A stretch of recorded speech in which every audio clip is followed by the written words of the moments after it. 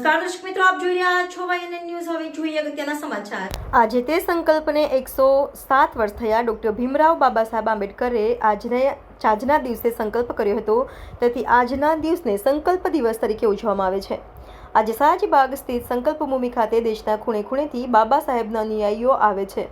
આજે આ સંકલ્પ દિવસ નિમિત્તે વડોદરા મહાનગરપાલિકા દ્વારા સંકલ્પ ભૂમિ ખાતે પુષ્પાંજલિ અર્પણ કરી હતી। આ સમયે deputy mayor Chirag Barot, standing committee chairman doctor Sheetal Mistry, Vadodara મહાનગરપાલિકાના મ્યુનિસિપલ કમિશનર દિલીપ રાણા અને નગર સેવકો ઉપસ્થિત રહ્યા હતા। Reporter Rahul Rajput, YNN news, Vadodara.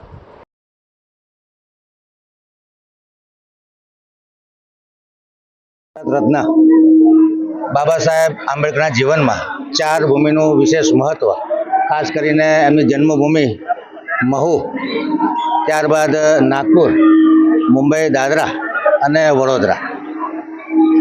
Baba Saheb Ambedkar યુવાનીમાં BAની પરીક્ષા પાસ કરી ને વડોદરાના રાજવી શ્રીમંત સર સયાજીરાવ ગાયકવાડને મળ્યા અને એમને આગળ ભણવા માટે, ફોરેન ભણવા જવા માટે 11.5 પાઉન્ડની સ્કોલરશિપ 3 વર્ષ માટે સયાજીરાવ ગાયકવાડે આપી। સાથે કન્ડિશન કરી કે આ સ્કોલરશિપ આપતા ભણ્યા બાદ વડોદરા શહેરને 10 વર્ષની સેવા આપવાની રહેશે। ભણતર પૂરું થયા બાદ બાબા સાહેબ આંબેડકરે વડોદરા શહેરમાં પોતાની નોકરી ચાલુ કરી। ઊંચા હોદ્દા પર નોકરી કરતા, પરંતુ પોતે મહાર જાતિના હોવાથી અસ્પૃશ્યતા અને તમામ જે સમાજમાં ફૂટ હતી એના લીધે એમને સમાજના તિરસ્કારનો સામનો કરવો પડતો હતો।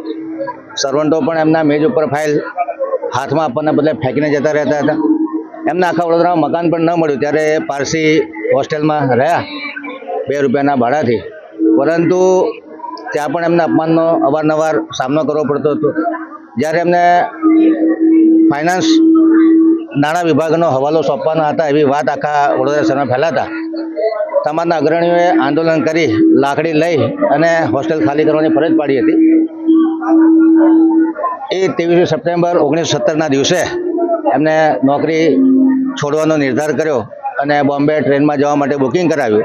ટ્રેન 4-5 કલાક મોડી હતી ત્યારે એમને 160 વર્ષ જૂનું ઝાડ અત્યારે જે આપણે સંકલ્પ ભૂમિ ખાતે જોઈ રહ્યા છે એ ઝાડ નીચે બેસી અને મનન ચિંતન કર્યું કે અંગ્રેજો ભારતમાં રાજ એટલા માટે કરે છે કારણ કે આપણા સમાજમાં ફૂટ છે। હું આટલો ભણેલો ગણો છતાં મારે જે અસ્પૃશ્યતાનો અને અસમાનતાનો સામનો કરવો પડે છે, ત્યારે હું મારા કરોડો દેશવાસીઓ કે જે મહાર સમાજના છે એમનો ઉદ્ધાર કરીશ અને અંગ્રેજોને અહીંયાથી ભગાડીને જંપીશ।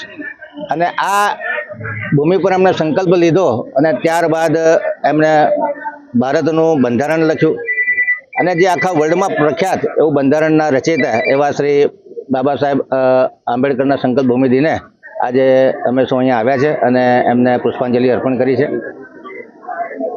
બાબા સાહેબ આંબેડકરના તમામ અનુયાયીઓ, ભારતીય તમામ નાગરિકો અને આજે તો મુક્ત સમાજ થઈ ગયો છે એ એમની દેન છે।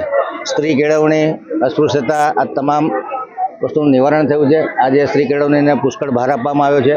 આપણું બંધારણ જેના લીધે ભારત આજે આટલો દુનિયાનો નંબર 1 ડેમોક્રેટિક કન્ટ્રી બન્યો છે, તો આજે એમને યાદ કરી અને આજે એમને શ્રદ્ધાંજલિ પણ અર્પણ કરીએ છીએ અને તમામ અનુયાયીઓ અને તમામ નાગરિકોને હું શુભેચ્છા સંદેશ પાઠવું છું કે બાબા સાહેબ આંબેડકરે બતાવેલા આદર્શો પર આપણે જીવીએ અને ભારત વધુ પ્રગતિ કરે અને વિકસિત રાષ્ટ્ર બને એ માટેની શુભેચ્છાઓ।